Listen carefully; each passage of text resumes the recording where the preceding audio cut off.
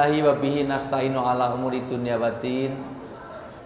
Wassalatu wassalamu ala asrofil anbiya'i wal mursalin Sayyidina wa maulana wa habibina wa syafi'ina Muhammadin wa ala alihi wa sahbihi asma'in.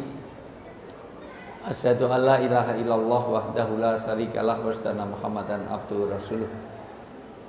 Qala Nabi sallallahu alaihi wasallam masalul ladzina yadhkuru rabbahu wal ladzina la yadhkuru rabbahu kamatsalil hayyi wal mayyit.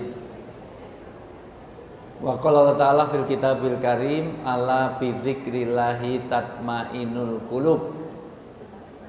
Wa qala Rasulullah aidan khairukum man ta'alamal Qur'an wa 'allamah. Sadaqallahul azim wa sadaqar Rasul karim wa nahnu ala dzalika minasaitin wa syakirin walhamdulillahirabbil alamin.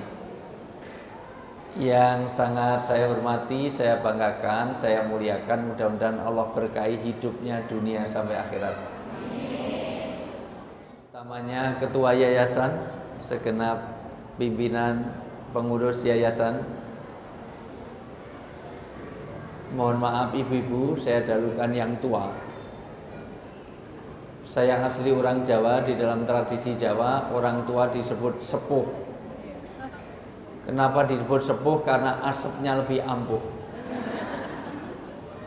Orang tua harus saya dahulukan karena kemungkinan besar juga akan mendahului saya, kemungkinan besar. Walaupun belum tentu.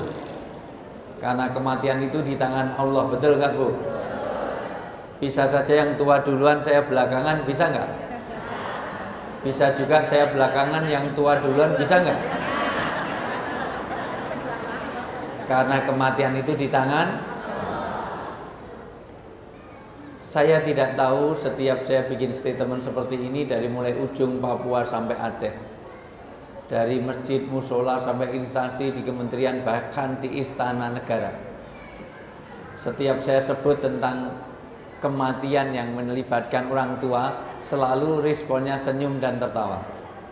Karena ada dua kesalahan mindset yang tolong ini dibenahi dulu.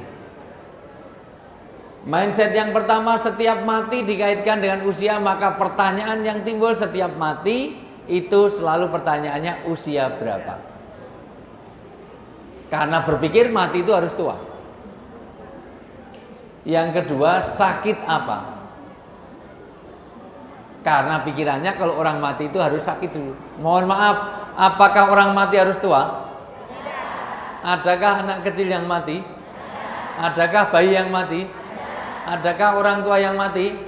Tapi tolong dicatat, di Indonesia ini kematian yang paling banyak justru di usia muda. Piramida penduduk kita ini tidak sehat karena menggelembung di tengah kematian itu paling banyak justru di usia remaja, baru orang tua, baru anak kecil. Kenapa? Karena chance dan peluangnya lebih banyak. Pertama, yang mati karena balap liar, kebut-kebutan, trek-trekan, laka lantas, rata-rata remaja. Jarang kakek-kakek, nenek-nenek kebut-kebutan, balap liar tiap malam minggu, jarang. Yang mati karena tawuran rata-rata juga remaja. Wah, tawuran mati 6 orang antara panti Jumbo ini melawan panti Wedasana di Pondok Kelapa, enggak ada. Yang mati karena overdosis di Cicalengka, Jawa Barat 129 orang pesta oplosan.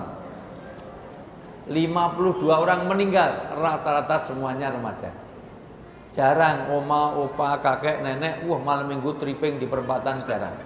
Ibu bapak yang saya muliakan, yang mati karena overdosis juga remaja, yang mati karena aborsi, gagal menggugurkan kandungan, rata-rata remaja. Jarang nenek-nenek kemana nek mau menggugurkan kandungan, jarang.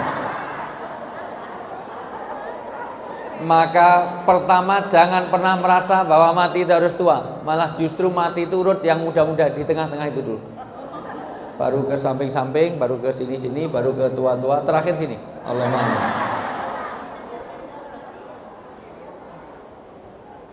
Yang kedua, mati selalu dikaitkan dengan sakit.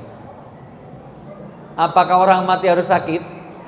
Adakah orang yang sehat, segar, bugar terus mati, ada enggak? Orang tidur bablas mati ada enggak? Orang makan terus mati ada enggak? Orang enak-enak, ya Allah, enak-enak bermain di laut tapi mati kena tsunami? Mudah-mudahan husnul khotimah saudara kita di Palu. Mudah-mudahan Allah beri yang terbaik untuk semuanya, baik yang meninggalkan maupun yang ditinggalkan. Orang enak-enak pengajian, dengarkan pengajian asik-asik, pulangnya mati ada enggak? Banyak. Kalau yang ceramah mati jarang.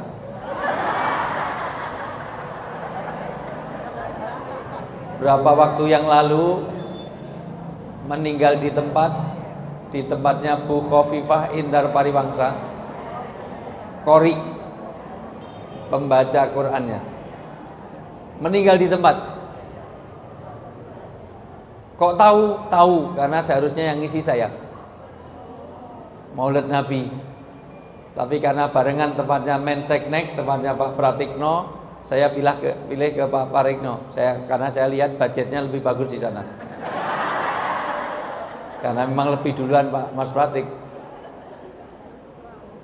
Saya suruh ganti Ustadz Taufikur Rahman, baru saya mau bicara, Ustadz, ini ketunda nanti 2 jaman. Loh jangan, saya dimarahi Ibu Menteri. Wong yang nyari pengganti saya kok. Karena qori'nya meninggal di tempat. Tapi yang meninggal qori'nya, penceramahnya aman. Kalau di sini paling MC-nya dulu, Mas Joko. Alhamdulillah. Allahumma amin. Allahumma amin. Enggak, kalau Pak Joko dengan saya mungkin ya duluan saya. Ngelayatnya duluan saya Pak Joko. Tahu bukan Bu Khofifah, tahu enggak? Yang mau jadi gubernur, ya, di Jawa Timur kan? Ya. Yang ngalahkan Gus Ipul.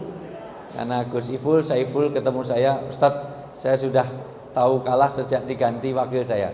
Karena tadinya yakin, menang banget, ternyata Allah berkehendak lain. Di tengah-tengah dia sudah mau menang, wakilnya mundur diganti Mbak Putih. Akhirnya dia sadar betul, saya jadi kalah.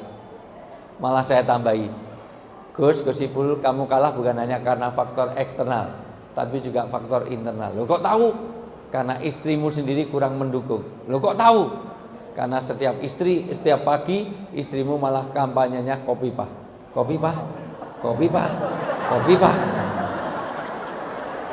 Akhirnya istrinya kok nggak dukung. Karena suksesnya suami pasti atas dorongan istri. Betul nggak Bu? Masya Allah, saya senang karena di tempat pengajian taklim, masjid taklim selalu yang banyak hadir ibu-ibu. Betul Bu? Makanya kalau Rasulullah mengatakan besok kebanyakan isi neraka itu adalah wanita, itu zaman dulu. Kalau zaman sekarang insya Allah lebih banyak yang masuk surga wanita. Karena yang paling banyak pengajian ibu-ibu, betul? Yang banyak korupsi bapak-bapak, betul? Yang banyak memperkosa bapak-bapak, betul? Ya.